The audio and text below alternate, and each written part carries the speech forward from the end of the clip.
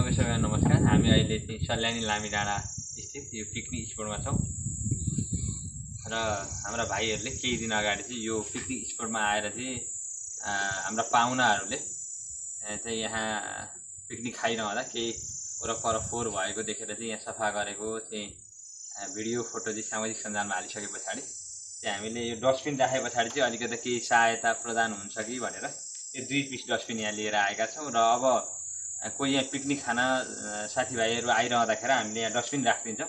त्यही डस्टबिनमा चाहिँ फोहोर हालेर चाहिँ यहाँ साइडमा खाल्टाहरू पनि निर्माण गरिएको छ र ती खाल्टाहरूमा फोहोर लगेर डढाइदिनु भयो भने चाहिँ अझ यो वातावरणमा पनि सुन्दरता छाउँथ्यो र साथीभाइ अरू इष्टमित्रहरूलाई पनि त्यति धेरै दुःख हुँदैन थियो।